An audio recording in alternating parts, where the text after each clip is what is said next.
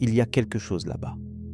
Quelque chose qui nous parle depuis une distance si absurde que la lumière elle-même a besoin de plus de 21 heures pour la parcourir.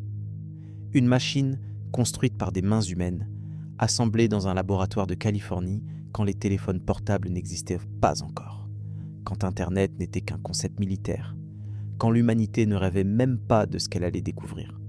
Cette machine voyage depuis 46 ans sans s'arrêter. Elle n'a jamais freiné, elle n'a jamais fait demi-tour. Et récemment, depuis le bord même de ce que nous considérons comme notre système solaire, elle a envoyé un signal que les scientifiques du Jet Propulsion Laboratory ne s'attendaient pas à recevoir. Un signal qui, selon les ingénieurs qui l'ont déchiffré, n'avait aucun sens. Parce que ce que décrivait ce signal contredisait tout ce que nous croyions savoir sur l'endroit où s'arrête l'influence du Soleil et où commence quelque chose que, franchement, nous ne savons pas comment nommer. Avant de continuer, tu dois savoir 3 choses que nous allons explorer ensemble ce soir. Premièrement, nous allons parler de ce que la Voyager a réellement trouvé quand elle a franchi la frontière du système solaire et pourquoi ce que ces instruments ont mesuré était physiquement impossible selon les modèles que la NASA avait construits pendant des décennies. Deuxièmement, nous allons plonger dans la violence pure du milieu interstellaire.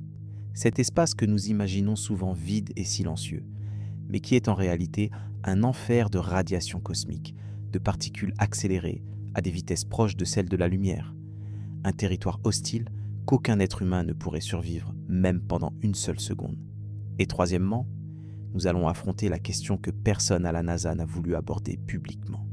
Si ce qu'il y a au-delà de l'héliosphère est si différent de ce que nos modèles prédisaient, que comprenons-nous d'autre de travers au sujet du cosmos qui nous entoure? Et qu'est-ce que cela signifie pour nous, ici, sur ce petit point bleu qui flotte dans l'obscurité? Tu vas découvrir quelque chose qui t'empêchera de dormir. Non pas parce que c'est terrifiant au sens conventionnel, mais parce que ça change la façon dont tu comprends ta place dans l'univers. Parce que quand tu comprends ce que la Voyager a trouvé là-bas, tu commences à réaliser que le cosmos ne fonctionne pas comme on nous l'avait raconté. Si les mystères du cosmos te fascinent, abonne-toi. Le voyage commence maintenant. Parlons d'abord de ce que nous croyons tous savoir. La version officielle. La version confortable. La Voyager 1 a été lancée le 5 septembre 1977 depuis Cap Canaveral, en Floride. Sa sœur, la Voyager 2, avait décollé 16 jours plus tôt, le 20 août de la même année. Oui, la Voyager 2 est partie en premier, bien qu'elle porte le numéro 2. Cela s'explique par le fait que la Voyager 1 suivait une trajectoire plus rapide et qu'elle était conçue pour atteindre Jupiter et Saturne avant sa jumelle. C'est un détail mineur, mais il en dit long sur la mentalité qui régnait à la NASA à cette époque. Tout était calculé avec une précision obsessionnelle. Tout. Les trajectoires, les fenêtres de lancement, les angles d'assistance gravitationnelle. Les ingénieurs du JPL avaient exploité un alignement planétaire qui ne se produit que tous les 175 ans, une configuration géométrique dans laquelle Jupiter, Saturne, Uranus et Neptune se disposaient de telle façon qu'une sonde pouvait utiliser la gravité de chacun comme une fronde cosmique pour gagner de la vitesse et bondir vers le suivant. C'était une occasion unique sur plusieurs générations humaines. La mission originale était modeste, du moins en comparaison de ce qui a fini par se produire. Elle devait durer environ 5 ans. L'objectif principal était d'étudier Jupiter et Saturne de près, de photographier leurs lunes, d'analyser leurs atmosphères, de mesurer leur champ magnétique. Et en cela, la Voyager a été un succès spectaculaire. Les images qu'elle a envoyées de Jupiter ont révélé la grande tache rouge avec un niveau de détail qui a coupé le souffle à toute une génération d'astronomes. Elle a découvert des volcans actifs sur Io, la lune jovienne, quelque chose que personne n'avait prédit. Elle a trouvé un océan liquide sous la surface glacée d'Europe. Une possibilité qui allait changer à jamais notre conception de l'endroit où la vie pourrait exister dans le système solaire. Sur Saturne, elle a révélé la complexité stupéfiante de ces anneaux. Des milliers d'anneaux dans des anneaux. Des structures dynamiques gouvernées par des lunes bergères qui maintenaient les particules de glace dans des formations presque impossibles. Mais voici le piège de la version officielle. Quand la mission planétaire a pris fin, quand les photos spectaculaires avaient été prises et que les données de Jupiter et Saturne remplissaient déjà les serveurs du JPL, la Voyager ne s'est pas éteinte. Elle a continué à voler. Et la NASA, dans un mélange de curiosité et de pragmatisme, a décidé de prolonger la mission indéfiniment. Ils l'ont baptisée Voyager Interstellar Mission, mission interstellaire. Un nom ambitieux pour une sonde qui n'avait jamais été conçue pour ce qu'elle s'apprêtait à faire. Et c'est là que la version officielle commence à se fissurer. Parce que pendant des années, pendant des décennies, la NASA nous a raconté une histoire propre. Elle nous a dit que la Voyager 1 s'approchait du bord du système solaire, qu'elle finirait par franchir une frontière appelée héliopause, le point où le vent solaire cesse d'exercer son influence et où commence le milieu interstellaire. On nous a montré de jolis diagrammes, des sphères concentriques, le Soleil au centre, puis les planètes, puis la ceinture de Kuiper, puis l'héliosphère comme une bulle protectrice, et au-delà, l'espace interstellaire, toujours représenté comme un vide sombre et uniforme, propre, ordonné, compréhensible. Le 25 août 2012, la NASA a officiellement annoncé que la Voyager 1 avait franchi l'héliopause et était entrée dans l'espace interstellaire. Ce fut un moment historique. Les gros titres ont célébré cela comme un exploit de l'humanité. Le premier objet fabriqué par l'être humain a quitté la bulle protectrice du Soleil. La première fois que nous touchions, même si c'était avec une machine de la taille d'une petite voiture, l'océan cosmique qui s'étend entre les étoiles. Mais ce que les gros titres n'ont pas raconté, ce qui a mis des mois et des années à filtrer dans les articles scientifiques et les conférences techniques, c'est que la traversée n'a pas été propre. Ce n'était pas comme franchir une porte. Il n'y a pas eu un moment clair où l'on pouvait dire ici s'arrête le système solaire et ici commence l'espace interstellaire. Ce que la Voyager a mesuré était confus, contradictoire, perturbant. Les instruments de la sonde ont détecté une augmentation spectaculaire des rayons cosmiques galactiques.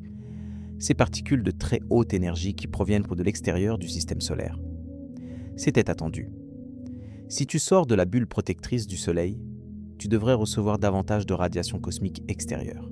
Logique, mais en même temps, le champ magnétique n'a pas changé de direction comme les modèles le prédisaient. Selon la théorie, en franchissant l'héliopause, la Voyager aurait dû détecter un changement dans l'orientation du champ magnétique, parce que le champ magnétique du Soleil aurait dû céder la place au champ magnétique interstellaire, qui a une direction complètement différente. Mais cela ne s'est pas produit.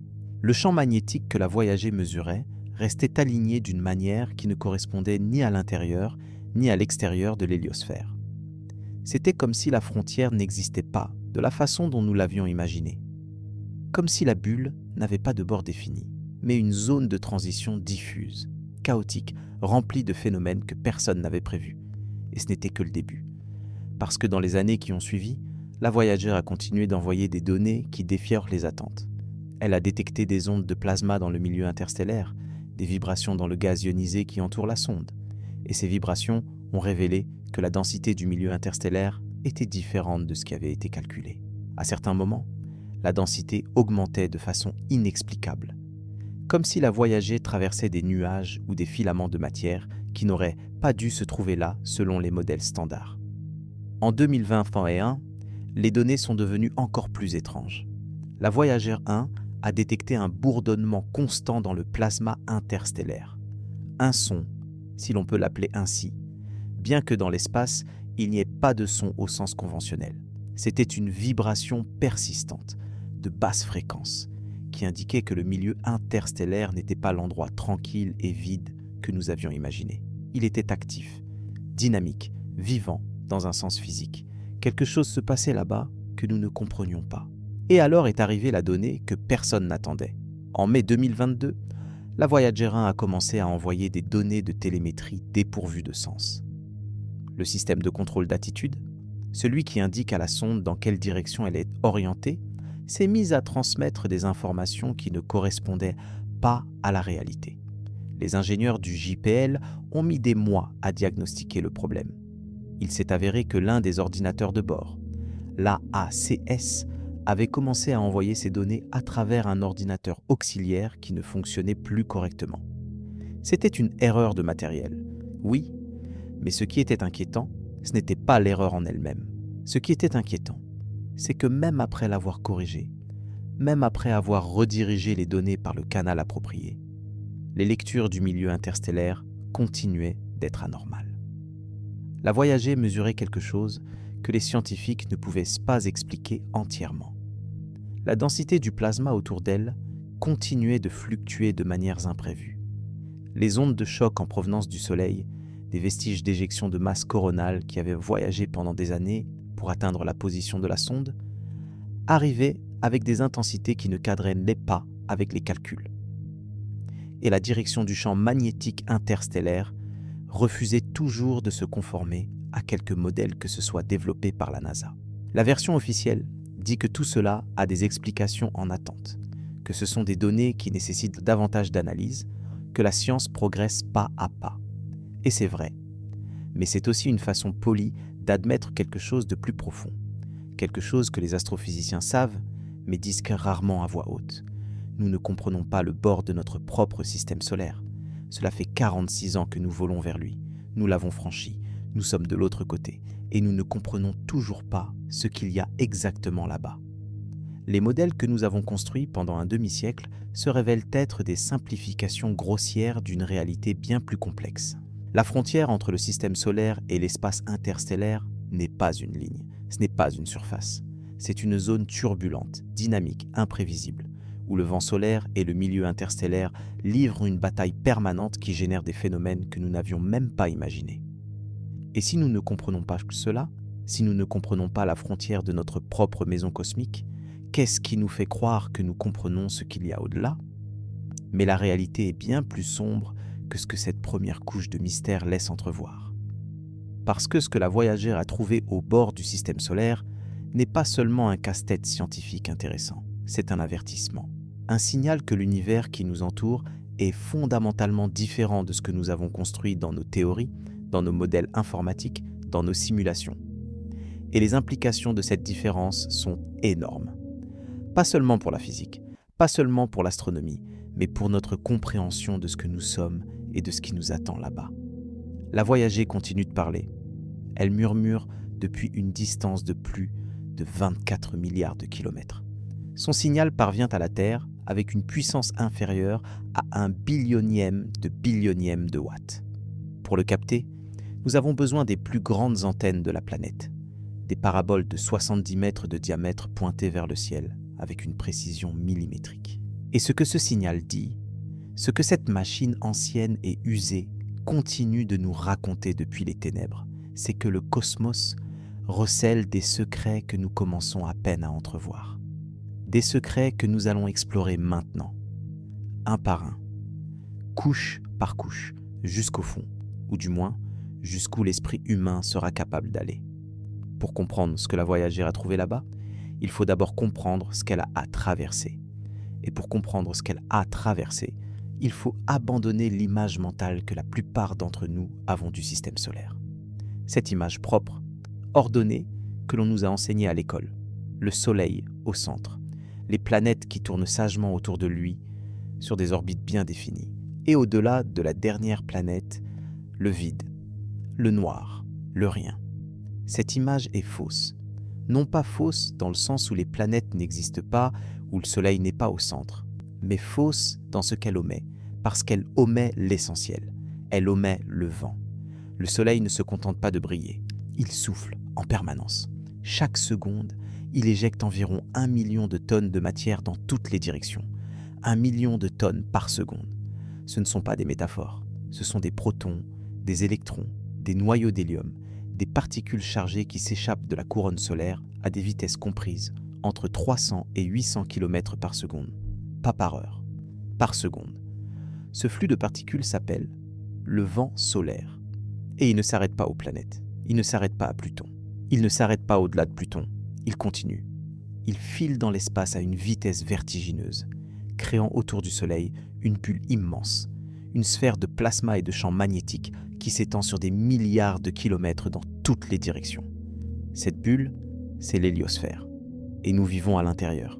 Tout ce que tu connais, tout ce que l'humanité a jamais observé directement, chaque planète que nous avons survolée, chaque astéroïde que nous avons photographié, chaque comète que nous avons poursuivie, tout cela se trouve à l'intérieur de cette bulle. L'héliosphère est notre cocon, notre protection. Parce que le vent solaire, en soufflant vers l'extérieur, repousse quelque chose qui vient de l'extérieur, quelque chose d'infiniment plus ancien que le Soleil, plus ancien que le système solaire, plus ancien que la plupart des étoiles que tu vois dans le ciel nocturne. Ce quelque chose, c'est le milieu interstellaire. Le milieu interstellaire est l'espace entre les étoiles. Et contrairement à ce que le mot « vide » pourrait suggérer, il n'est pas vide. Il est rempli de gaz extrêmement ténus, principalement de l'hydrogène et de l'hélium, mais aussi de poussière microscopique, de molécules complexes, de champs magnétiques errants et surtout, de rayons cosmiques galactiques. Ces rayons cosmiques sont des particules subatomiques, des protons pour la plupart, mais aussi des noyaux atomiques plus lourds qui voyagent à des vitesses proches de celles de la lumière. Certains d'entre eux ont été accélérés par des explosions de supernovas survenues il y a des millions d'années, à des milliers d'années-lumière de distance. D'autres proviennent de sources encore plus exotiques, des trous noirs supermassifs au centre de galaxies lointaines, des collisions entre étoiles à neutrons, des événements d'une violence si extrême que l'esprit humain ne peut pas véritablement les concevoir. Ces rayons cosmiques bombardent en permanence l'héliosphère de l'extérieur. Et le vent solaire les repousse. Pas tous, pas complètement, mais suffisamment pour que, à l'intérieur de la bulle, le niveau de radiation cosmique soit considérablement réduit. L'héliosphère agit comme un bouclier imparfait, troué, fluctuant, mais un bouclier quand même. Sans lui, la surface de la Terre recevrait un bombardement de particules de haute énergie bien supérieur à ce qu'elle reçoit actuellement. Les conséquences sur la chimie atmosphérique, sur la couche d'ozone, sur les taux de mutation génétique seraient très profondes. Certains scientifiques estiment que sans l'héliosphère, la vie complexe sur Terre n'aurait peut-être jamais évolué au-delà des organismes unicellulaires. Nous sommes protégés par le souffle de notre étoile, littéralement. Mais ce souffle a une limite. Le vent solaire ne souffle pas pour toujours. À mesure qu'il s'éloigne du Soleil, il se dilue. Sa densité diminue, sa vitesse ralentit et à un certain point, il rencontre la pression du milieu interstellaire qui pousse dans la direction opposée. La pression du gaz, de la poussière et du champ magnétique qui remplissent l'espace entre les étoiles. Et quand la pression du vent solaire égale la pression du milieu interstellaire, le vent solaire s'arrête. Il ne peut plus avancer. Il se comprime. Il ralentit brutalement. Il s'accumule. Ce point de ralentissement s'appelle le choc terminal. Et c'est la première frontière que la Voyager a dû traverser. La Voyager 1 a franchi le choc terminal en décembre 2004 à une distance d'environ 14 milliards de kilomètres du Soleil. Ce que ces instruments ont mesuré à ce moment-là était déjà surprenant. Le ralentissement du vent solaire n'était pas aussi symétrique que les modèles le prédisaient. La sonde a détecté que le choc terminal se trouvait plus près du Soleil que prévu dans certaines directions, ce qui suggérait que la pression du milieu interstellaire n'est pas uniforme. Elle pousse plus fort d'un côté que de l'autre. L'héliosphère n'est pas une sphère parfaite. Elle est déformée, aplatie, peut-être même allongée en forme de queue de comète, avec un côté court face au mouvement du système solaire à travers la galaxie et un côté long qui traîne derrière comme un sillage. Cette découverte seule était déjà significative, mais ce n'était que le début. Après le choc terminal, la Voyager est entrée dans une région appelée l'héliogène. C'est la zone entre le choc terminal et la frontière ultime de l'héliosphère, l'héliopause. Dans cette zone, le vent solaire est ralenti, comprimé, chauffé. Il forme une sorte de couche épaisse de plasma turbulent, comme l'eau qui s'accumule devant la proue d'un navire en mouvement. Et c'est dans cette zone que les choses ont commencé à devenir véritablement étranges. Les données envoyées par la Voyager depuis l'héliogène montraient un environnement bien plus complexe que ce que quiconque avait anticipé. Le champ magnétique dans cette région n'était pas stable. Il fluctuait, changeait de direction, formait des bulles magnétiques, des structures que les physiciens ont baptisées mousses magnétiques. Imagine une mousse de savon, mais à une échelle cosmique avec des bulles de 100 millions de kilomètres de diamètre, chacune contenant un champ magnétique orienté dans une direction différente. La Voyager traversait ces bulles l'une après l'autre, mesurant des changements rapides et chaotiques dans l'orientation magnétique. Personne n'avait prédit l'existence de cette mousse. Aucun modèle, aucune simulation. Les théoriciens avaient envisagé une transition relativement lisse entre le vent solaire ralenti et le milieu interstellaire. Ce qu'ils ont obtenu était un chaos magnétique à une échelle gigantesque. Et la question évidente que tout le monde s'est posée au Jet Propulsion Laboratory, c'est pourquoi ? Pourquoi cette mousse existe-t-elle ? Qu'est-ce qui la génère ? Et la réponse, ou du moins l'hypothèse la plus solide, est que le champ magnétique du Soleil, en s'éloignant de son étoile, se tord et se replie sur lui-même à cause de la rotation du Soleil. Le Soleil tourne sur lui-même une fois tous les 25 jours environ. Et à chaque rotation, les lignes de champ magnétique qui s'étirent dans le vent solaire s'enroulent un peu plus. Comme un fil qu'on tord en spirale. À grande distance, cet enroulement devient si intense que les lignes de champ se reconnectent les unes avec les autres, formant des boucles fermées, des bulles isolées. D'où la mousse. C'est une explication élégante, mais elle pose un problème. Si la mousse magnétique existe, alors les rayons cosmiques galactiques peuvent que s'infiltrer à l'intérieur de l'héliosphère plus facilement que prévu. Parce que les bulles magnétiques, contrairement à un champ magnétique lisse et ordonné, ne dévient pas efficacement les particules chargées. Elle laisse passer certaines particules à travers les interstices entre les bulles, ce qui signifie que le bouclier de l'héliosphère est plus poreux que ce que nous pensions. Plus poreux, plus fragile, moins protecteur. Et ce n'est pas qu'une question abstraite, parce que l'héliosphère change de taille et d'intensité au cours du temps. Quand le Soleil est actif, pendant les périodes de maximum solaire, le vent solaire est plus fort et l'héliosphère gonfle. Quand le Soleil est calme, pendant les minima prolongés, le vent solaire faiblit et l'héliosphère rétrécit. Et nous savons, grâce aux enregistrements géologiques, que le Soleil a traversé des périodes de calme extrêmes dans le passé. Le minimum de Maunder, entre 1645 et 1715, fut une période où les taches solaires ont presque complètement disparu pendant 70 ans. Pendant cette période, l'héliosphère était probablement considérablement plus petite et plus faible qu'aujourd'hui. La Terre recevait davantage de rayons cosmiques. Les taux de production de carbone 14 dans l'atmosphère ont augmenté, ce qui est un indicateur direct de l'augmentation du flux cosmique. Mais revenons à la Voyager. Parce que ce qu'elle a mesuré, après avoir traversé l'héliogène et franchi l'héliopause, est encore plus déconcertant que la mousse magnétique. Quand la NASA a annoncé, le 12 septembre 2013, que la Voyager 1 avait officiellement quitté l'héliosphère, cette annonce était basée principalement sur un seul type de mesure, les oscillations du plasma. En avril 2013, une éruption solaire massive avait envoyé une onde de choc à travers l'espace. Cette onde avait mis plus d'1 an à atteindre la position de la Voyager. Quand elle est arrivée, en avril 2013 précisément, elle a fait vibrer le plasma autour de la sonde. Et la fréquence de ces vibrations a permis aux scientifiques de calculer la densité du plasma. Le résultat était clair. La densité était environ 40 fois plus élevée que celle du plasma à l'intérieur de l'héliosphère. La Voyager baignait dans un plasma dense. Le plasma du milieu interstellaire, c'était la preuve. La sonde était dehors. Mais voici le problème. Le champ magnétique n'avait pas changé de direction.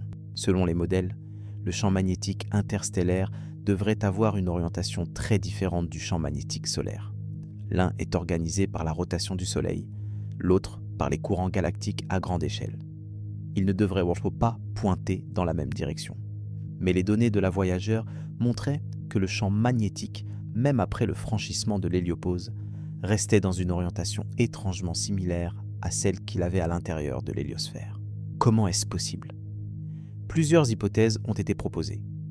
La première est que l'héliopause elle-même n'est pas une frontière nette, mais une zone de mélange, une interface épaisse de plusieurs centaines de millions de kilomètres, où le champ magnétique solaire et le champ magnétique interstellaire se mêlent progressivement. La Voyager serait donc dans cette zone de mélange, pas encore véritablement dans le milieu interstellaire pur. Mais cette hypothèse a été contestée par le fait que la densité du plasma est clairement interstellaire. Donc la sonde est bien dehors, mais le champ magnétique ne le sait pas.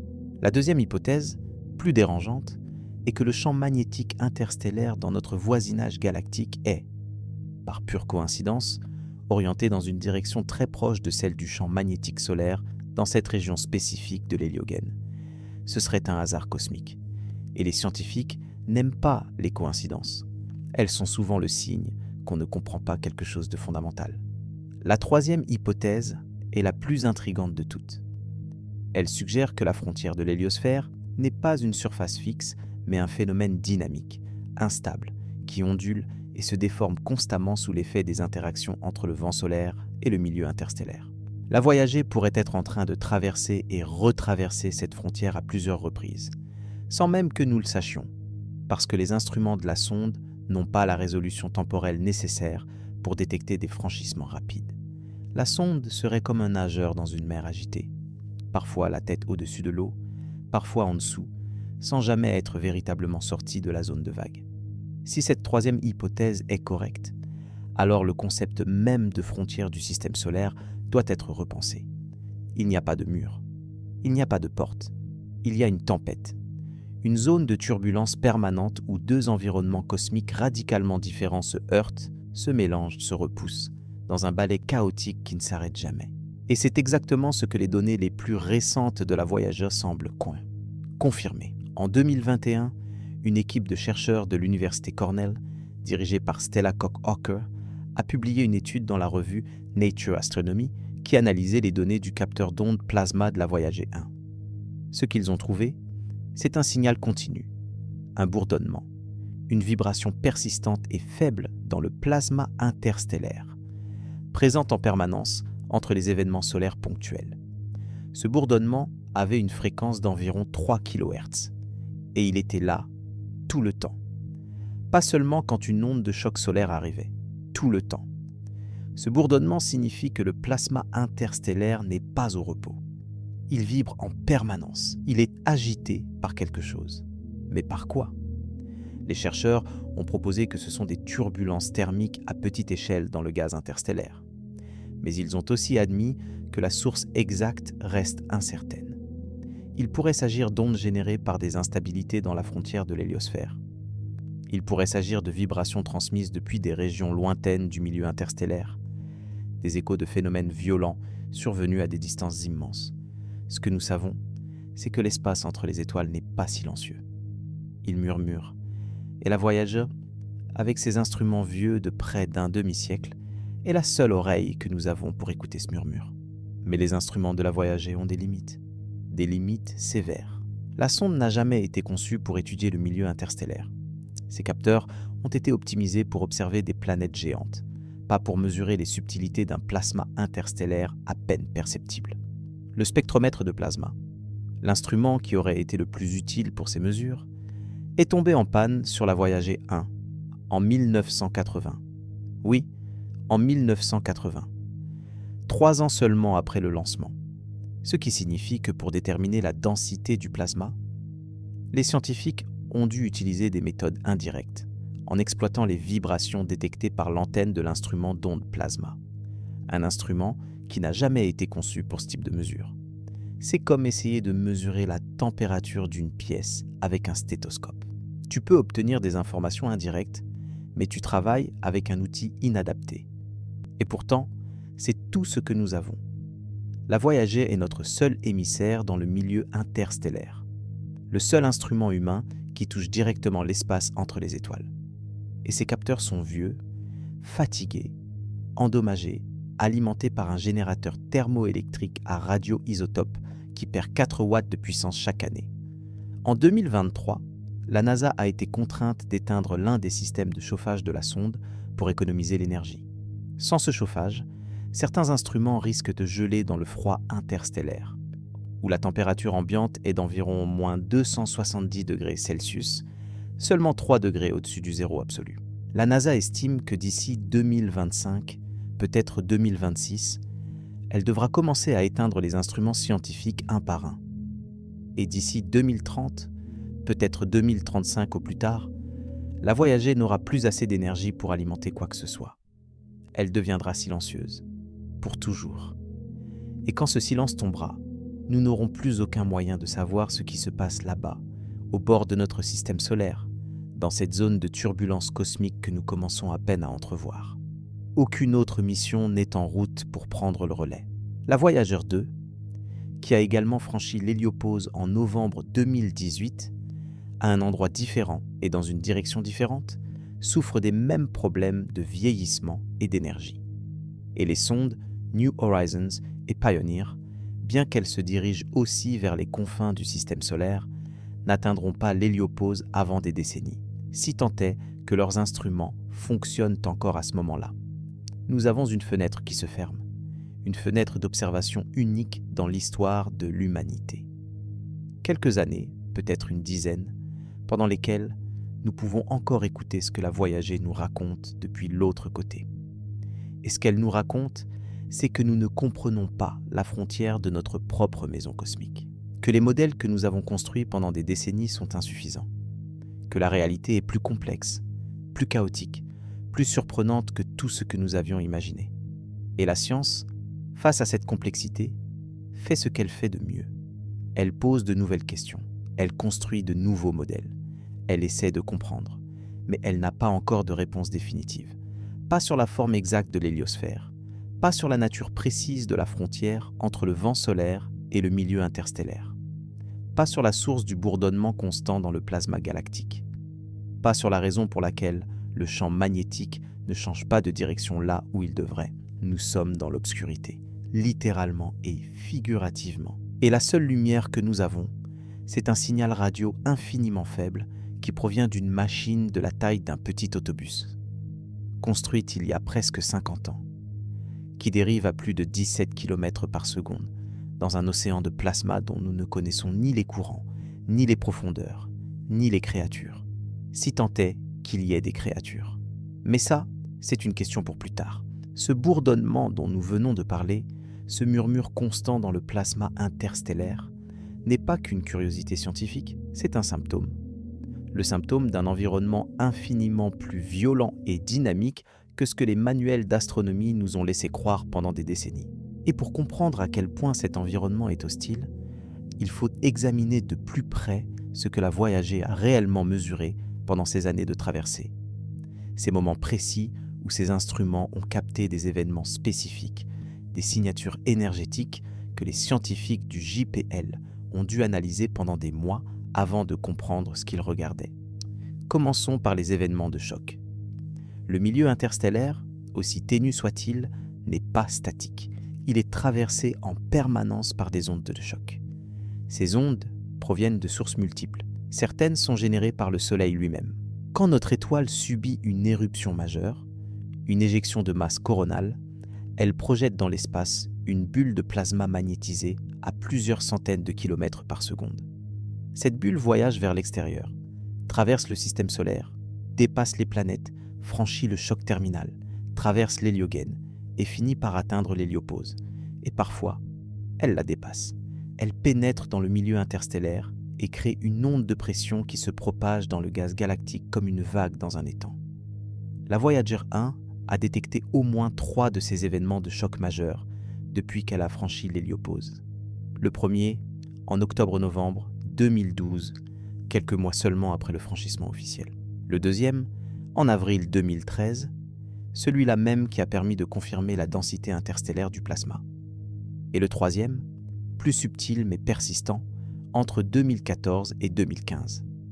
Chacun de ces événements a provoqué une augmentation mesurable de la fréquence des oscillations du plasma autour de la sonde, ce qui indiquait une augmentation de la densité locale du gaz. Mais ce qui a surpris les chercheurs, c'est le temps que ces ondes mettaient à arriver. L'éjection de masse coronale qui a généré le premier événement de choc détecté par la Voyager dans le milieu interstellaire avait été observée sur le Soleil environ 1 an plus tôt. 1 an pour parcourir la distance entre le Soleil et la position de la Voyager. Ce qui signifie que ces ondes de choc voyageaient à une vitesse d'environ 300 à 400 km par seconde dans le milieu interstellaire. C'est rapide, extrêmement rapide en termes humains. Mais c'est aussi beaucoup plus lent que la vitesse de la lumière, ce qui crée une situation étrange. Nous voyons l'éruption solaire presque instantanément grâce à la lumière. Mais l'onde de choc physique, La vague de matière et d'énergie met plus d'1 an à atteindre le même point. C'est comme voir l'éclair d'une explosion et attendre 1 an pour entendre le tonnerre. Et entre ces événements de choc identifiables, il y a ce bourdonnement, cette vibration constante. Ce que Stella Koch-Hawker et son équipe ont découvert, c'est que le plasma interstellaire vibre même en l'absence d'événements solaires. Ce qui signifie que quelque chose d'autre agite ce gaz. Quelque chose qui ne vient pas du Soleil. La source la plus probable de cette agitation permanente est la turbulence interstellaire à grande échelle. Le milieu interstellaire n'est pas un lac calme, c'est un fleuve cosmique en perpétuel mouvement, brassé par les vents stellaires de milliards d'étoiles, secoué par les ondes de choc de supernovas lointaines, comprimé par les bras spiraux de la Voie lactée, chauffé par le rayonnement ultraviolet diffus de la galaxie.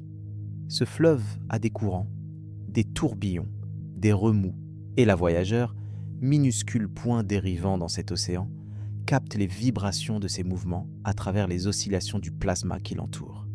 Mais revenons aux mesures concrètes pour un moment, parce que les chiffres racontent une histoire fascinante. La densité du plasma interstellaire mesurée par la Voyager 1 n'est pas constante, elle fluctue. En 2012, juste après le franchissement de l'héliopause, la densité était d'environ 0,05 électrons par centimètre cube. C'est incroyablement peu. Pour mettre cela en perspective, l'air que tu respires contient environ 25 milliards de molécules par centimètre cube. Le milieu interstellaire contient 0,05 particules par centimètre cube. C'est un vide presque parfait selon nos standards terrestres. Mais ce presque est crucial. Parce qu'en 2014, la densité mesurée avait augmenté. En 2019, elle avait encore augmenté. Et en 2021, quand l'équipe de Cornell a publié ses résultats sur le bourdonnement du plasma, la densité avait atteint environ 0,1 électron par centimètre cube, le double de ce qui avait été mesuré quelques années plus tôt. Cela signifie que la Voyager, en s'éloignant du Soleil, entre dans une région où le gaz interstellaire est de plus en plus dense, ce qui, en soi, n'est pas illogique. L'héliosphère repousse le gaz interstellaire, créant une zone d'exclusion autour d'elle. Juste au-delà de l'héliopause, le gaz est légèrement comprimé, accumulé par la pression du vent solaire. Et à mesure qu'on s'éloigne de cette zone de compression, on devrait s'attendre à trouver le gaz à sa densité naturelle, celle du milieu interstellaire local, non perturbé. Mais le problème, c'est que l'augmentation de densité mesurée par la Voyager est plus rapide que ce que les modèles prédisent. La sonde semble traverser une structure de densité qui ne correspond pas simplement à l'accumulation de gaz contre l'héliopause. Il pourrait s'agir d'un nuage interstellaire local, une condensation naturelle de gaz dans le milieu interstellaire que la Voyager est en train de pénétrer. Ou il pourrait s'agir de quelque chose de plus complexe, une structure liée à l'interaction entre l'héliosphère et le milieu galactique environnant. Et c'est ici que l'affaire devient véritablement captivante. Parce que nous savons, grâce à des observations astronomiques indépendantes, que notre système solaire traverse actuellement un petit nuage de gaz interstellaire relativement dense. Ce nuage s'appelle le nuage interstellaire local. En anglais, le Local Interstellar Cloud. Il mesure environ 30 années-lumière de diamètre et le système solaire se trouve à l'intérieur depuis quelques dizaines de milliers d'années. Les propriétés de ce nuage, sa température d'environ 6000 degrés Celsius, sa densité d'environ 0,3 particules par centimètre cube, sa vitesse relative par rapport au Soleil, sont partiellement connues grâce à des observations dans l'ultraviolet et par les mesures de la Voyager elle-même. Mais ce nuage n'est pas seul. Il est entouré d'autres nuages. Et juste à côté de lui, dans la direction vers laquelle le système solaire se dirige, se trouve un autre nuage, le nuage G. Et certains astronomes pensent que le système solaire est en train de quitter le nuage interstellaire local pour entrer dans le nuage G, ou peut-être dans la zone de transition entre les deux. Les données de la Voyager, avec cette augmentation progressive de la densité du plasma, pourraient être le premier signe direct de cette transition. Si c'est le cas, les implications sont considérables, parce que les propriétés du nuage G sont différentes de celles du nuage interstellaire local. Sa densité pourrait être plus élevée, sa température pourrait être différente, son champ magnétique pourrait avoir une orientation et une intensité distinctes. Et tout cela affecterait l'héliosphère. Un milieu interstellaire plus dense exercerait une pression plus forte sur la bulle solaire, la comprimant, la réduisant en taille. Ce qui signifie que l'héliosphère pourrait rétrécir. Le bouclier qui nous protège des rayons cosmiques galactiques pourrait devenir plus petit, plus faible, laissant passer davantage de radiation vers les planètes intérieures, vers la Terre. Ce n'est pas de la science-fiction, c'est de la physique. Et c'est un processus qui, s'il se produit, se déroule sur des échelles de temps de milliers à dizaines de milliers d'années. Pas une catastrophe soudaine, pas un événement du jour au lendemain, mais un changement graduel de l'environnement cosmique dans lequel baigne notre planète. Un changement que nous ne pouvons mesurer directement que grâce à une seule sonde, perdue aux confins de notre système, qui nous envoie ces derniers le murmure avant de s'éteindre pour toujours. Maintenant, quittons un instant la voyager et regardons l'autre direction. Pas vers l'extérieur, mais vers l'intérieur, vers le Soleil. Parce que les événements violents qui affectent le milieu interstellaire ne viennent pas seulement de l'extérieur, ils viennent aussi de chez nous. Le Soleil est une bombe thermonucléaire permanente. Chaque seconde, il convertit 620 millions de tonnes d'hydrogène en hélium par fusion nucléaire, libérant une énergie équivalente à 86 milliards de mégatonnes de TNT par seconde. Cette énergie s'échappe sous forme de lumière, de chaleur, de rayonnement ultraviolet, de rayons X et aussi sous forme de vent solaire. Mais parfois, le Soleil fait quelque chose de bien plus violent que son activité habituelle. Parfois, il explose. Les éruptions solaires sont des libérations soudaines d'énergie magnétique dans l'atmosphère du Soleil. Elles se produisent quand les lignes de champ magnétique de la couronne solaire se tordent, s'en mêlent et se reconnectent brusquement, libérant en quelques minutes une énergie équivalente à des milliards de bombes à hydrogène. La lumière de ces éruptions, sous forme de rayons X et d'ultraviolet extrême, atteint la Terre en 8 minutes. Les particules de haute énergie accélérées par l'éruption arrivent en quelques heures. Et les éjections de masse coronale, ces bulles de plasma magnétisé que l'éruption projette dans l'espace, arrivent en 1 à 3 jours. L'événement de Carrington, le 1er septembre 1859, reste la plus puissante tempête solaire jamais enregistrée par des instruments humains. Une éruption solaire massive, suivie d'une éjection de masse coronale qui a traversé la distance Terre-Soleil en seulement 17 heures. Une vitesse extraordinaire a frappé la magnétosphère terrestre de plein fouet. Les aurores boréales ont été visibles jusqu'à Cuba et Hawaï. Les opérateurs de télégraphe ont reçu des décharges électriques. Certains ont pu continuer à envoyer des messages même après avoir débranché leur batterie, tant les courants induits dans les lignes par la tempête magnétique étaient puissants. Si un événement de Carrington se produisait aujourd'hui, les conséquences seraient catastrophiques.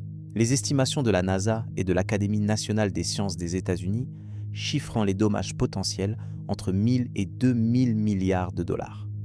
Transformateurs électriques grillés, réseaux de communication hors service, satellites endommagés ou détruits, GPS inutilisables, système bancaire paralysé. Et le temps de récupération ne se compterait pas en jours, mais en mois, peut-être en années, pour les régions les plus touchées. Mais ce qui nous intéresse ici, ce n'est pas tant l'impact d'une tempête solaire sur la Terre, c'est l'impact d'une tempête solaire sur l'héliosphère, sur cette bulle qui nous protège. Parce que chaque éjection de masse coronale massive qui s'échappe du Soleil repousse un peu la frontière de l'héliosphère vers l'extérieur. Elle gonfle la bulle momentanément. Et puis, la bulle revient. Elle oscille, elle pulse comme un cœur qui bat, et ces pulsations se propagent dans le milieu interstellaire. Elles envoient des ondes de choc dans le gaz galactique, des ondes que la Voyager détecte 1 an, 2 ans, parfois 3 ans après l'éruption solaire qui les a générées. La Voyager, à plus de 24 milliards de kilomètres du Soleil, sent encore le battement du cœur de notre étoile, atténué, distant, mais perceptible. Et voici ce qui est véritablement vertigineux. Si la Voyager peut détecter les battements du Soleil depuis l'extérieur de l'héliosphère, alors en théorie, n'importe quel instrument suffisamment sensible dans le milieu interstellaire pourrait détecter l'existence de notre système solaire. Les pulsations de l'héliosphère sont comme un signal, un phare, un battement de cœur cosmique qui annonce la présence d'une étoile entourée d'une bulle de plasma magnétisé. Toute civilisation technologiquement avancée qui disposerait d'un réseau de capteurs dans le milieu interstellaire pourrait en principe détecter ces pulsations et en déduire l'existence d'un système stellaire, même sans voir l'étoile elle-même directement. Nous signalons notre présence, pas intentionnellement, pas par nos émissions radio ou nos signaux radars, mais par le simple fait d'exister autour d'une étoile active qui fait palpiter sa bulle protectrice. C'est un signal involontaire, cosmique, primordial, qui ne peut pas être éteint. Il existera aussi longtemps que le Soleil soufflera son vent dans l'espace. Mais avant de nous inquiéter de qui pourrait nous entendre, il y a une question plus immédiate et plus troublante que les données de la Voyager posent. Une question qui touche directement à la survie à long terme de notre espèce. Qu'arrive-t-il quand l'héliosphère, ce bouclier, rencontre quelque chose de vraiment violent dans le milieu interstellaire? Parce que le nuage interstellaire local et le nuage G ne sont pas les seuls objets dans notre voisinage galactique. Il y a des choses bien plus dangereuses, des résidus de supernovas, des vents stellaires de géantes rouges, des fronts de choc créés par des explosions stellaires survenues il y a des dizaines de milliers d'années, dont les ondes se propagent encore dans le milieu interstellaire, comme les rides d'un caillou jeté dans un lac il y a une éternité.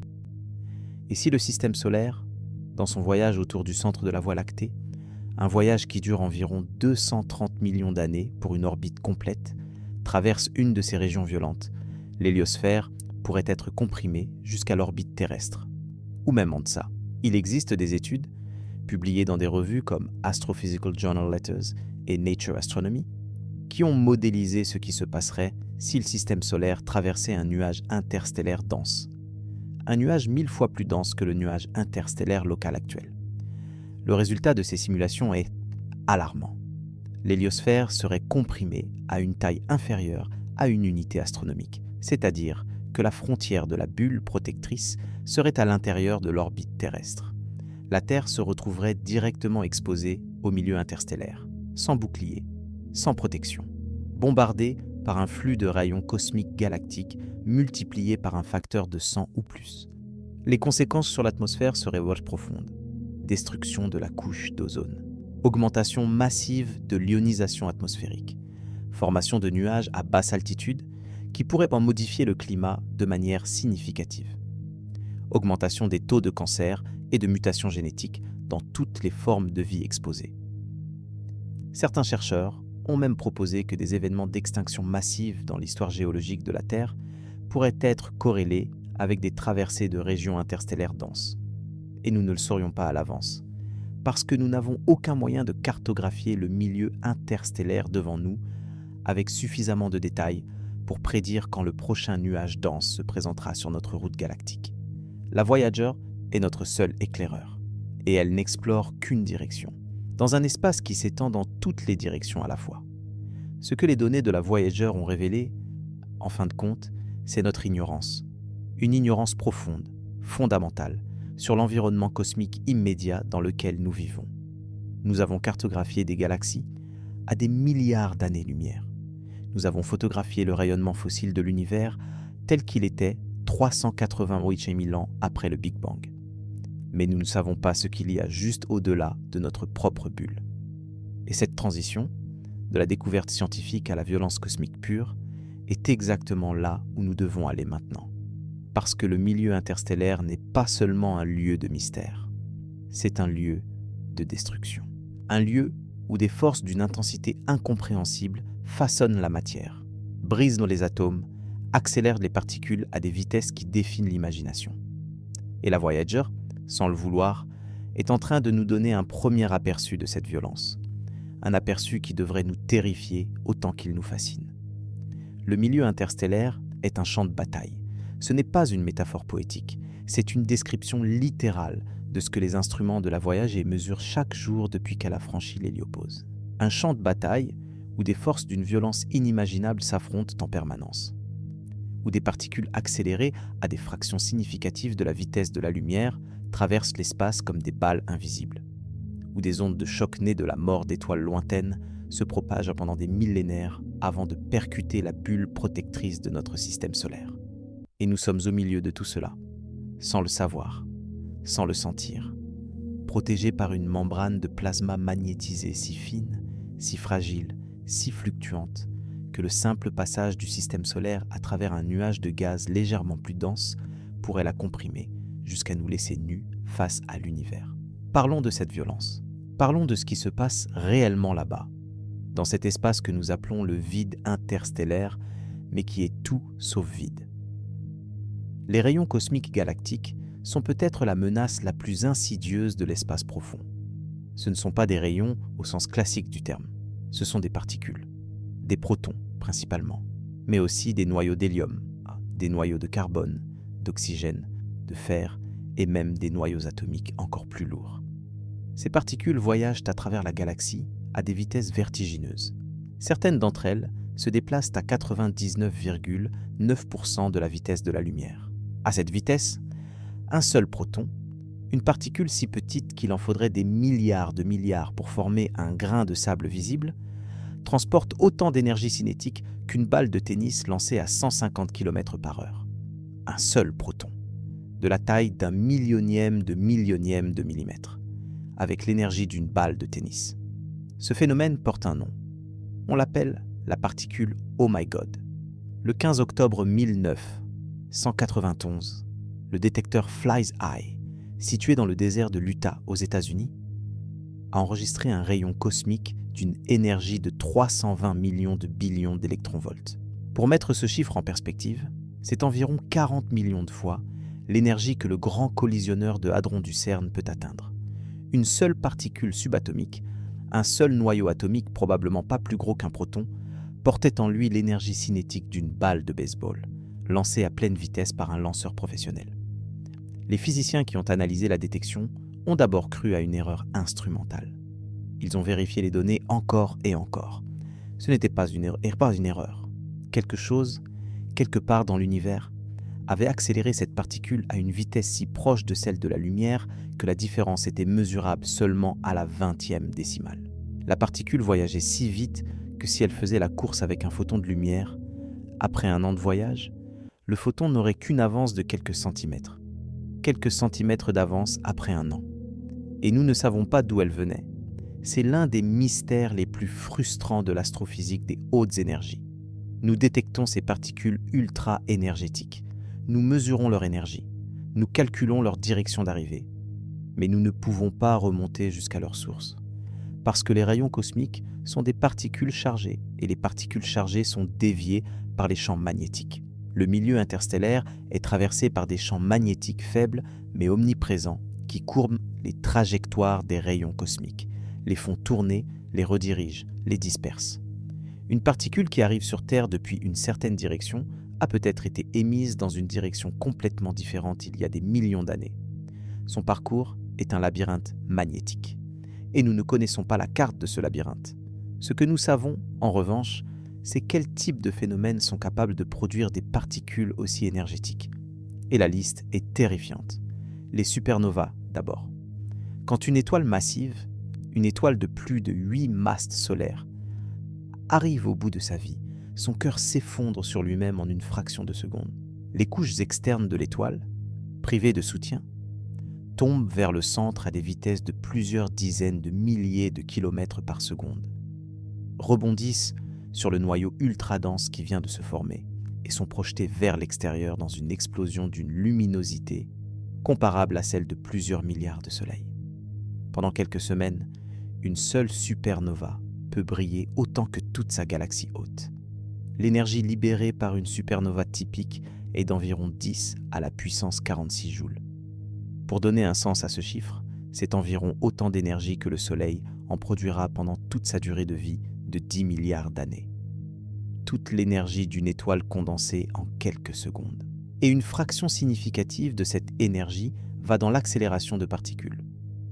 L'onde de choc de la supernova, en se propageant dans le milieu interstellaire, crée un front de compression qui agit comme un accélérateur de particules cosmiques. Les protons et les noyaux atomiques qui se trouvent dans le gaz environnant sont pris dans l'onde de choc, rebondissent entre le front de choc et le gaz comprimé derrière lui, gagnant de l'énergie à chaque rebond, jusqu'à atteindre des vitesses relativistes. Ce mécanisme s'appelle l'accélération de Fermi diffusive, du nom du physicien Enrico Fermi qu'il a proposé pour la première fois en 1949 et il fonctionne pendant des millénaires. Parce que l'onde de choc d'une supernova ne disparaît pas en quelques jours. Elle continue de se propager dans le milieu interstellaire pendant des dizaines de milliers d'années, balayant le gaz galactique, formant une bulle en expansion appelée rémanent de supernova. Et pendant toute cette durée, elle continue d'accélérer des particules. Le rémanent de supernova le plus célèbre est sans doute la nébuleuse du Crabe, le résidu d'une supernova observée par des astronomes chinois et japonais le 4 juillet 1054. Presque 1000 ans plus tard, ce rémanent s'étend encore dans l'espace à une vitesse de 1500 km par seconde. Il mesure aujourd'hui environ 11 années-lumière de diamètre, et en son centre, tournant sur lui-même 30 fois par seconde, se trouve un pulsar, une étoile à neutrons d'à peine 20 km de diamètre, mais d'une masse supérieure à celle du Soleil. Ce pulsar émet des jets de particules relativistes et de rayonnements électromagnétiques avec une régularité de métronome, balayant l'espace comme un phare cosmique. Mais la nébuleuse du Crabe est à 6500 années-lumière de nous. Trop loin pour nous affecter directement. La question qui préoccupe véritablement les astrophysiciens est celle des supernovae proches. Suffisamment proches pour que leurs ondes de choc, leurs rayons cosmiques, leurs rayonnements puissent atteindre le système solaire avec assez d'intensité pour avoir des conséquences démesurables. Et cela s'est produit. Nous en avons la preuve.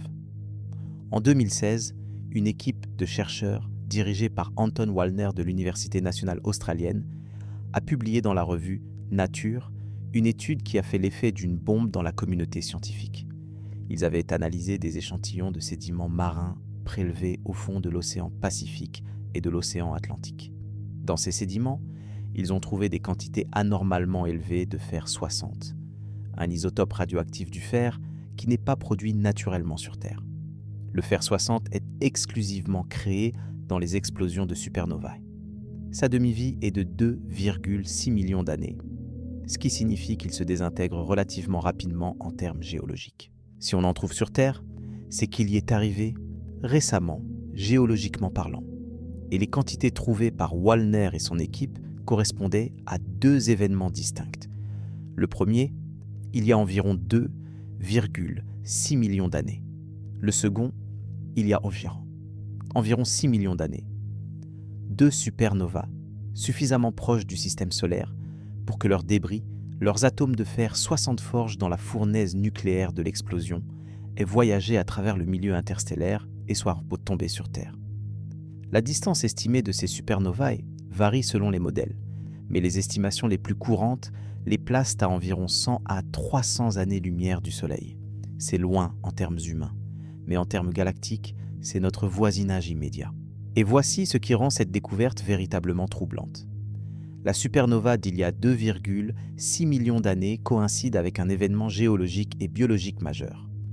C'est l'époque de la transition entre le Pliocène et le Pléistocène, une période marquée par un refroidissement climatique significatif, par l'expansion des glaciers dans l'hémisphère nord et par des changements importants dans la faune marine, notamment l'extinction d'un grand nombre d'espèces de mollusques et de foraminifères dans les océans. Certains chercheurs ont proposé un lien de causalité. L'onde de choc et les rayons cosmiques de la supernova auraient pu comprimer l'héliosphère, augmenter le flux de rayons cosmiques galactiques atteignant la Terre, provoquer une ionisation accrue de l'atmosphère, favoriser la formation de nuages et déclencher un refroidissement climatique. Est-ce prouvé? Non. La corrélation temporelle est suggestive, mais la preuve d'un lien de causalité directe reste insaisissable. Trop de variables, trop de facteurs. Le climat terrestre est un système d'une complexité immense, et isoler l'effet d'une supernova lointaine du bruit de fond des cycles de Milankovitch, du volcanisme, de la tectonique des plaques, est un défi que la science n'a pas encore relevé. Mais l'hypothèse est là, et elle est prise au sérieux, parce que les supernovae ne sont pas les seuls événements violents, capables de projeter de la matière et de l'énergie jusqu'à notre système solaire. Il y a les kilonovae, ces collisions entre étoiles à neutrons qui libèrent des quantités phénoménales d'énergie et produisent les éléments les plus lourds de la table périodique, l'or, le platine, l'uranium. Le 17 août 2017, Les détecteurs d'ondes gravitationnelles, LIGO et Virgo, ont enregistré pour la première fois le signal d'une collision entre deux étoiles à neutrons, un événement baptisé GW 170817, situé à 130 millions d'années-lumière dans la galaxie N. GC 4993. L'énergie libérée par cette collision était stupéfiante. En quelques secondes, elle a émis autant d'énergie gravitationnelle que le Soleil n'en émettra en plusieurs milliards d'années. Et si un événement de ce type se produisait à seulement quelques centaines d'années-lumière de nous? Les simulations sont sombres. Un sursaut gamma associé à une kilonova ou à l'effondrement d'une étoile massive, s'il était dirigé vers la Terre depuis une distance inférieure à environ 1000 années-lumière, pourrait détruire une fraction significative de la couche d'ozone en quelques secondes. Le rayonnement gamma ioniserait l'azote et l'oxygène de la haute atmosphère, créant des oxydes d'azote qui catalyseraient la destruction de l'ozone. Sans couche d'ozone, le rayonnement ultraviolet du Soleil atteindrait la surface terrestre avec une intensité létale pour de nombreuses formes de vie, en particulier le phytoplancton marin, la base de la chaîne alimentaire océanique. Et il y a un suspect que les astronomes surveillent avec une attention particulière. Eta Carinae, un système stellaire binaire situé à environ 7500 années-lumière de la Terre, dans la nébuleuse de la Carène. L'étoile principale, Eta Carinae A, est l'une des étoiles les plus massives et les plus lumineuses connues dans notre galaxie. Elle pèse environ 100 à 150 masses solaires et brille avec une luminosité 5 millions de fois supérieure à celle du Soleil. Cette étoile est instable, violemment instable. En 1843, elle a subi une éruption gigantesque, le Grand Éruption, pendant laquelle elle est brièvement devenue la deuxième étoile la plus brillante du ciel nocturne, éjectant l'équivalent de 40 masses solaires de matière dans l'espace, formant la nébuleuse bipolaire spectaculaire que nous observons aujourd'hui autour d'elle, la nébuleuse de l'Homunculus. Eta Carinae va exploser en supernova. C'est une certitude. Quand? Impossible à dire. Peut-être dans 1000 ans, peut-être dans 100 000 ans, peut-être demain. Quand elle explosera, ce sera l'une des supernovas les plus énergétiques que notre galaxie ait connues depuis des millénaires. Elle sera probablement visible en plein jour depuis la Terre. Et si par malchance ces jets relativistes sont dirigés vers nous, l'événement pourrait avoir des conséquences significatives sur l'atmosphère terrestre, même à 7500 années-lumière de distance. Mais les astronomes estiment que l'axe de rotation d'Eta Carinae n'est pas aligné vers la Terre. Ces jets devraient passer largement à côté de nous. Devraient, avec toute l'incertitude que ce mot implique quand on parle de phénomènes que nous ne comprenons pas entièrement. Et Eta Carinae n'est pas la seule menace. Bételgeuse, la supergéante rouge qui forme l'épaule d'Orion, à environ 700 années-lumière de nous, est également en fin de vie. En 2019 et 2020, elle a connu une diminution de luminosité spectaculaire, perdant environ les 2/3 de son éclat habituel en quelques semaines. Pendant un moment, le monde scientifique a retenu son souffle. Bételgeuse allait-elle exploser? La réponse s'est avérée plus prosaïque. L'étoile avait éjecté un immense nuage de poussière qui bloquait partiellement sa lumière. Mais l'événement a rappelé à tout le monde que Bételgeuse est une bombe à retardement cosmique. Quand elle explosera, et elle explosera, ce sera visible en plein jour et projettera une quantité phénoménale de matière et de rayonnement dans l'espace interstellaire. À 700 années-lumière, une supernova de type 2 ne devrait pas être suffisamment proche pour détruire la couche d'ozone de manière catastrophique.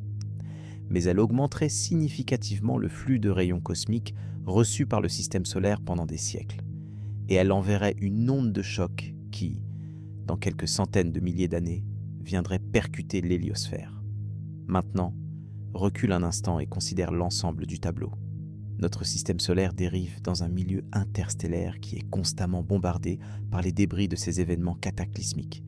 Des atomes forgés dans des explosions stellaires, des particules accélérées à des vitesses relativistes par des ondes de choc millénaires.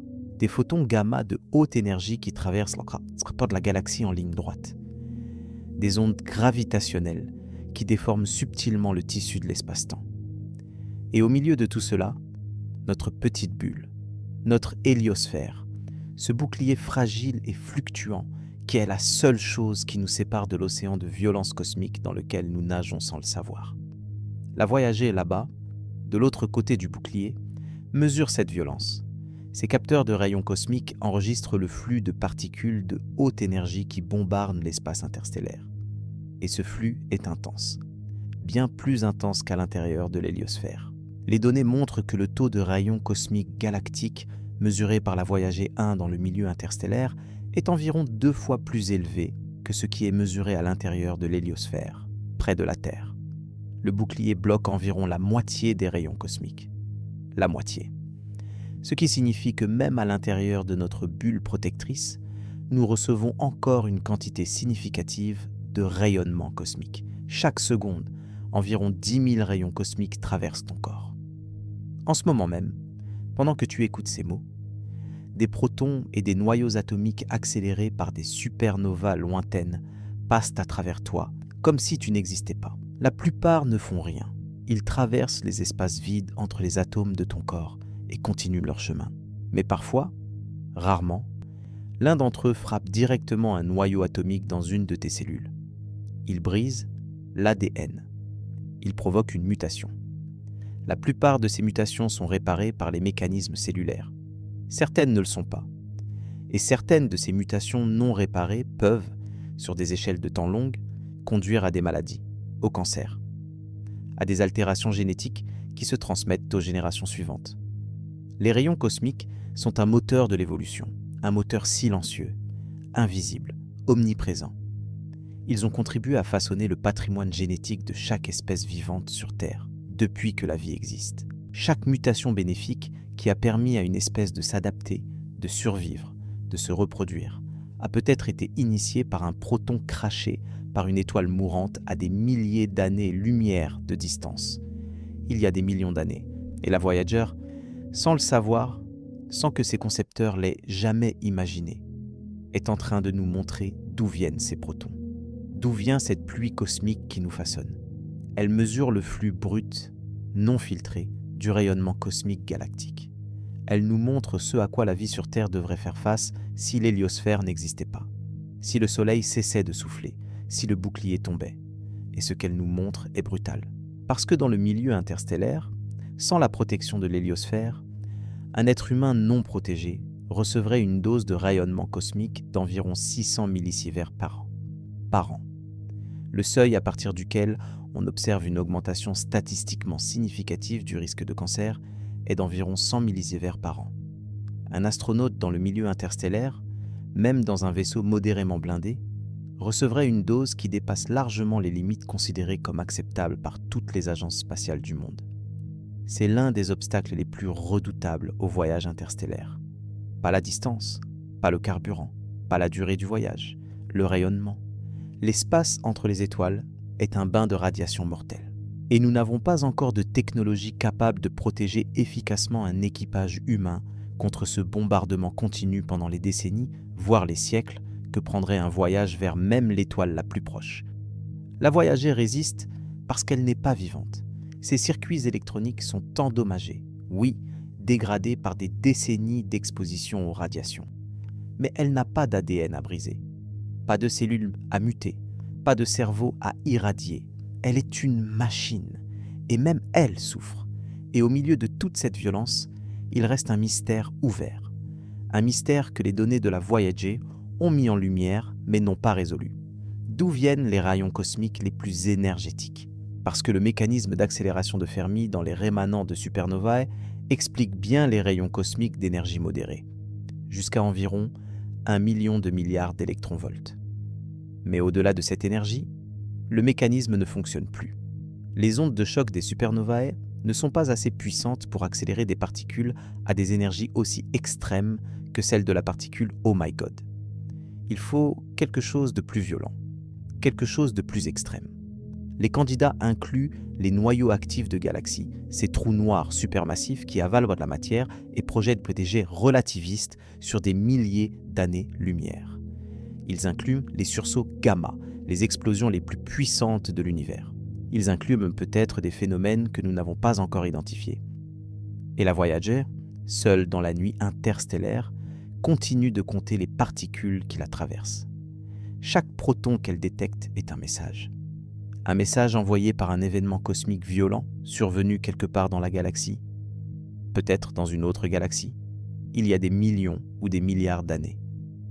Un message qui a voyagé à travers le labyrinthe magnétique du milieu interstellaire, rebondissant, déviant, tournoyant, pour finalement arriver à cet endroit précis de l'espace où une petite machine humaine, alimentée par un reste de plutonium en déclin, avait la présence d'esprit de le capter.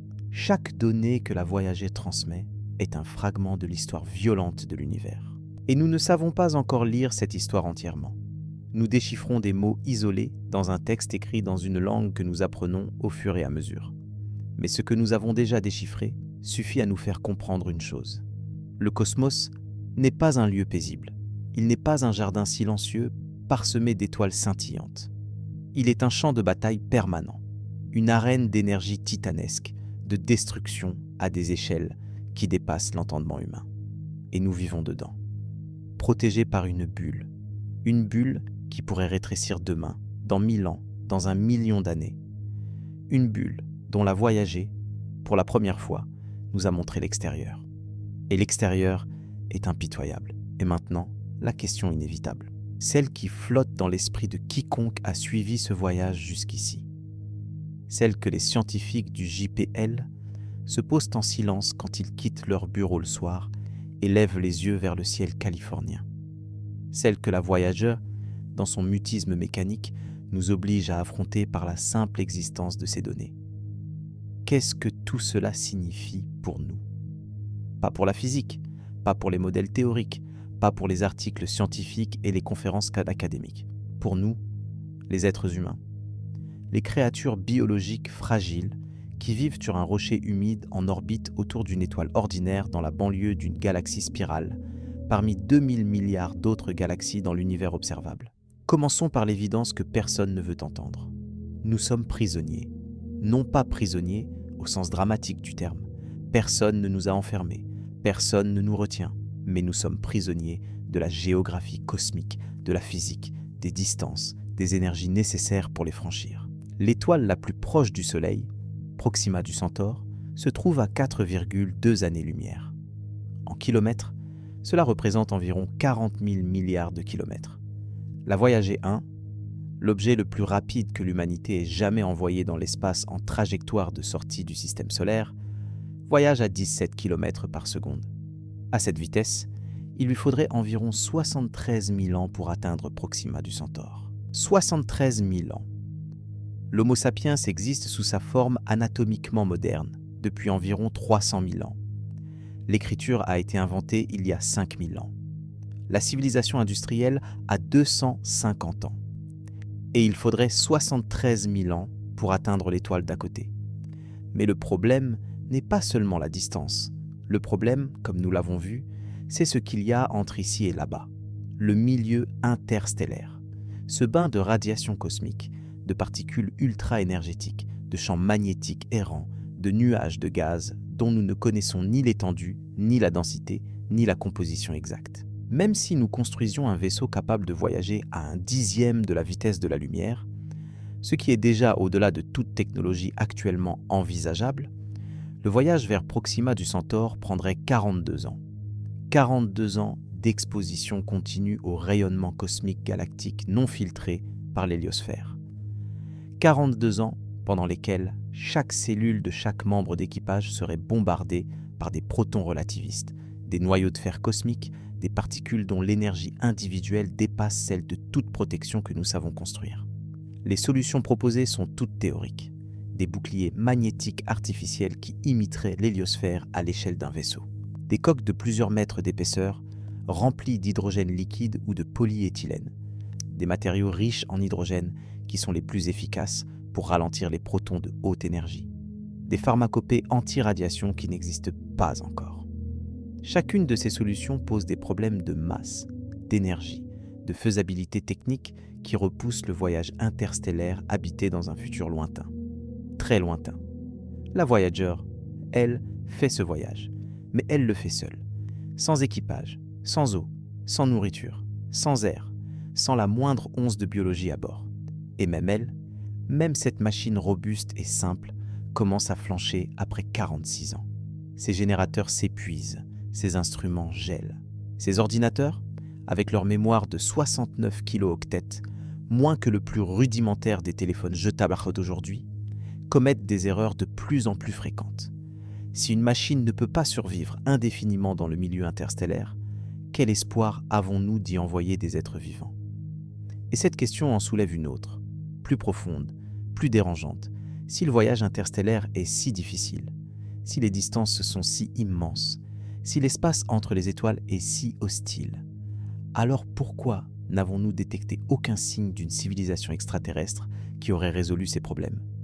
Pourquoi le ciel est-il silencieux? C'est le paradoxe de Fermi, formulé pour la première fois de manière informelle par le physicien Enrico Fermi lors d'un déjeuner au laboratoire national de Los Alamos en 1950. La question est simple. La Voie lactée contient entre 100 et 400 milliards d'étoiles. La plupart de ces étoiles ont des planètes. Des milliards de ces planètes se trouvent dans la zone habitable de leur étoile, où l'eau liquide pourrait exister. L'univers a 13,8 milliards d'années. La Terre n'en a que 4,5 milliards.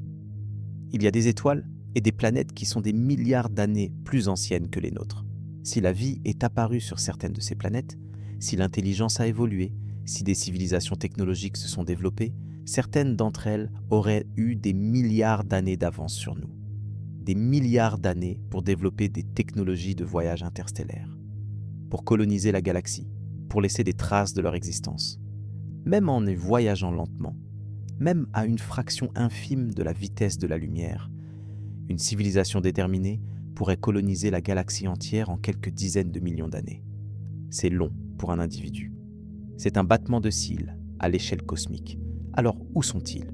Pourquoi ne voyons-nous rien? Pourquoi n'entendons-nous rien?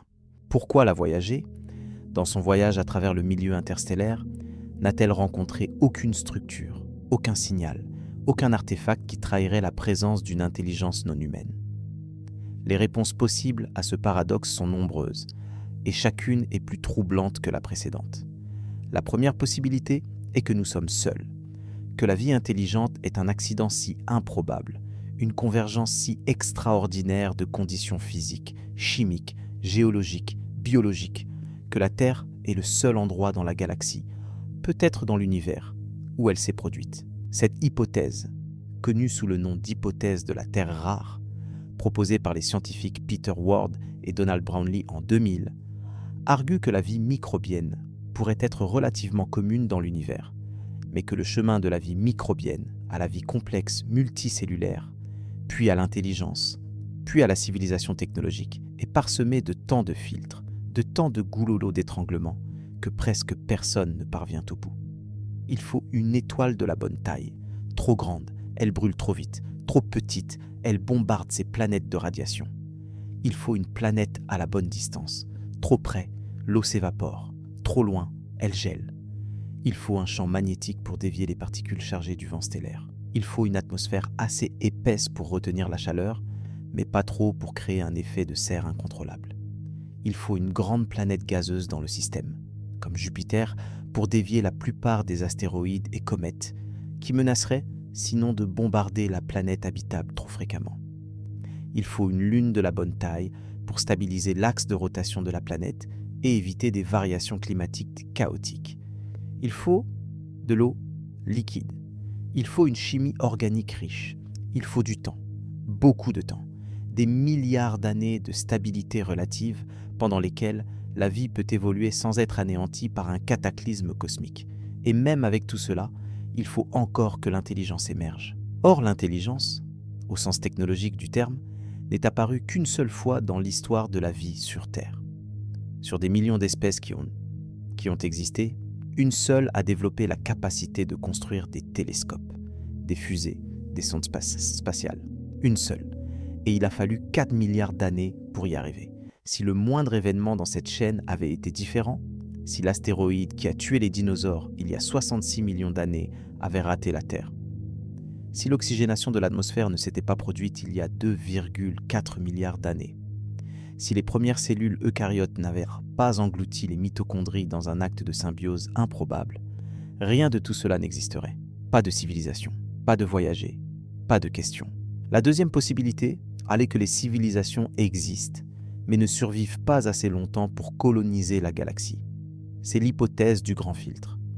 Quelque part entre la chimie prébiotique et la civilisation galactique, il y a un obstacle, un filtre, que presque personne ne franchit.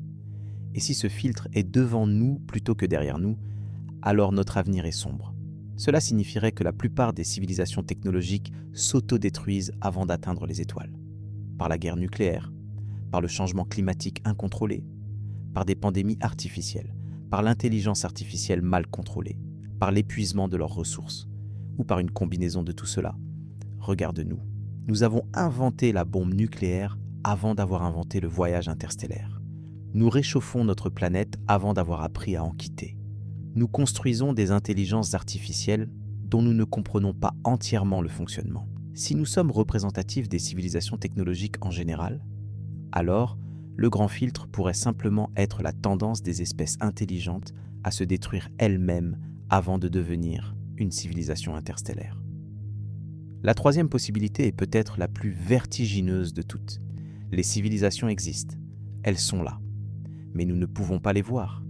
Pas parce qu'elles se cachent, bien que certains le proposent dans ce qu'on appelle l'hypothèse du zoo ou l'hypothèse de la forêt sombre, mais parce que nous ne savons tout simplement pas quoi chercher. Nos instruments sont primitifs. Notre compréhension de la physique est incomplète. Une civilisation d'1 million d'années d'avance sur nous utiliserait peut-être des technologies si avancées qu'elles seraient indiscernables de la nature elle-même. Leur communication pourrait utiliser des canaux que nous ne savons pas détecter. Leur structure pourrait être si différente de tout ce que nous connaissons que nous les prendrions pour des phénomènes naturels. Et c'est ici que les données de la Voyager prennent une dimension nouvelle et inattendue. Parce que la Voyager mesure des anomalies, des choses que nos modèles ne prédisent pas, des fluctuations de densité inexpliquées, un champ magnétique qui ne se comporte pas comme il devrait, un bourdonnement constant dont la source reste incertaine. Et la question que personne ne pose officiellement, mais que certains pensent en silence, est la suivante. Et si certaines de ces anomalies n'étaient pas naturelles? Je ne dis pas que c'est le cas. La science n'a aucune raison de privilégier cette hypothèse. Chaque anomalie mesurée par la Voyager a des explications naturelles plausibles, même si aucune n'est définitive. Mais le simple fait que nous ne puissions pas expliquer entièrement ce que la Voyager mesure devrait nous rendre humbles. Humbles devant l'immensité de notre ignorance. Humbles devant la possibilité que l'univers contienne des choses que nous ne sommes pas encore capables de comprendre. Et cette humilité nous conduit à une réflexion plus large sur notre place dans le cosmos. Une réflexion que le célèbre astronome Carl Sagan, l'homme qui plus que tout autre a porté la mission voyager dans le cœur du public, a formulée mieux que quiconque. Le 14 février 1990, à la demande de Carl Sagan, la Voyager 1 a retourné sa caméra vers la Terre. Elle se trouvait alors à environ 6 milliards de kilomètres de nous, au-delà de l'orbite de Neptune. La photo qu'elle a prise est devenue l'une des images les plus célèbres de l'histoire de l'humanité. On y voit la Terre comme un minuscule point bleu pâle, à peine visible, perdu dans un rayon de lumière diffusé par l'optique de la caméra. Un pixel, moins qu'un pixel. Un point presque invisible sur une image granuleuse et sombre. Sagan a écrit à propos de cette image des mots qui résonnent aujourd'hui plus que jamais. Regarde ce point, c'est ici, c'est notre foyer, c'est nous. Tout ce que tu aimes, tout ce que tu connais, tout ce dont tu as entendu parler, chaque être humain qui a jamais vécu a vécu sa vie sur ce point. L'ensemble de nos joies et de nos souffrances, des milliers de religions, d'idéologies et de doctrines économiques sûres d'elles. Chaque chasseur et chaque cueilleur, chaque héros et chaque lâche, chaque créateur et chaque destructeur de civilisation, chaque roi et chaque paysan, chaque jeune couple amoureux, chaque mère et chaque père, chaque enfant plein d'espoir, chaque inventeur et chaque explorateur, chaque enseignant de morale, chaque politicien corrompu, chaque superstar, Chaque dirigeant suprême, chaque saint et chaque pécheur de l'histoire de notre espèce a vécu là, sur un grain de poussière suspendu dans un rayon de soleil. Et maintenant, la Voyager est tellement plus loin que lorsqu'elle a pris cette photo. Tellement plus loin que la Terre ne serait même plus visible. Même pas comme un point. Même pas comme un pixel. Rien. La Terre, depuis la position actuelle de la Voyager, est invisible, indétectable, comme si elle n'existait pas. Et pourtant, depuis cette Terre invisible, nous continuons d'écouter la Voyager. Nous pointons nos antennes géantes vers un point précis du ciel, et nous captons un murmure radio si faible qu'il faut des amplificateurs refroidis à l'hélium liquide pour le distinguer du bruit de fond cosmique. Et dans ce murmure, nous trouvons des données, des chiffres, des mesures. Le témoignage d'un petit robot solitaire qui explore l'inconnu en notre nom. Il y a quelque chose de profondément émouvant dans cette image, quelque chose qui dépasse la science. Nous avons envoyé un messager dans la nuit, un messager qui ne reviendra jamais, qui ne s'arrêtera jamais, qui continuera de dériver dans le milieu interstellaire pendant des millions, des milliards d'années, longtemps après que le Soleil aura englouti la Terre, longtemps après que la dernière étoile de la Voie lactée se sera éteinte. La Voyager survivra à tout, à nous, à notre civilisation, à notre planète, à notre étoile. Elle dérivera dans l'obscurité intergalactique, silencieuse, inerte, portant à son bord un disque d'or gravé avec des sons et des images de la Terre. Un message dans une bouteille jetée dans un océan dont nous ne connaissons pas les rivages. Et cela soulève la question existentielle ultime. Pourquoi l'avons-nous fait ? Pourquoi avons-nous dépensé des milliards de dollars pour envoyer une machine dans le vide ? Pourquoi avons-nous gravé un disque d'or avec des chants de baleines, des salutations en 55 langues, de la musique de Bach et de Chuck Berry, des images de notre anatomie et de notre ADN, sachant pertinemment que les chances que quiconque trouve ce disque et le déchiffre sont astronomiquement faibles? La réponse, je crois, est que nous l'avons fait parce que c'est dans notre nature. Nous sommes l'espèce qui explore, l'espèce qui regarde au-delà de l'horizon et se demande ce qu'il y a de l'autre côté. L'espèce qui lance des messages dans l'inconnu, non pas parce qu'elle s'attend à une réponse, mais parce que le simple acte de poser la question est ce qui nous définit. Et la Voyager, dans son voyage solitaire à travers le milieu interstellaire, est devenue bien plus qu'une sonde scientifique. Elle est devenue un symbole. Le symbole de notre curiosité, de notre audace, de notre refus d'accepter que l'inconnu reste inconnu, de notre conviction, peut-être naïve, peut-être magnifique, que les questions valent la peine d'être posées, même quand les réponses sont hors de portée. Mais les données qu'elle envoie nous rappellent aussi autre chose. Elles nous rappellent notre fragilité, notre insignifiance, notre solitude possible dans un cosmos immense et indifférent. Un cosmos qui ne se soucie pas de nos espoirs, de nos peurs, de nos ambitions. Un cosmos qui continue de fonctionner selon ses lois implacables, que nous les comprenions ou non, que nous existions ou non.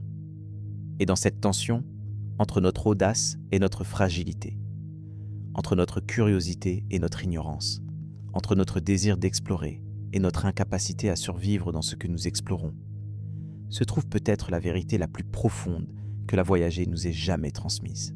Nous sommes extraordinaires et nous sommes insignifiants, les deux en même temps, sans contradiction. Et la question qui reste ouverte, la question que les données de la Voyager continuent de poser depuis le bord du système solaire, est celle-ci. Qu'allons-nous faire de cette vérité ? Allons-nous nous recroqueviller sur notre petit point bleu et attendre que le cosmos décide de notre sort ? Ou allons-nous continuer d'envoyer des messagers dans la nuit, sachant qu'ils ne reviendront jamais, sachant que les réponses pourraient ne jamais venir, sachant que le voyage lui-même est peut-être tout ce que nous avons ? Cette question n'a pas de réponse scientifique, elle n'a pas de réponse philosophique définitive, elle est ouverte, elle flotte dans le silence entre les étoiles, comme la Voyager elle-même, attendant que quelqu'un, quelque part, la recueille et la médite. Et peut-être que c'est suffisant.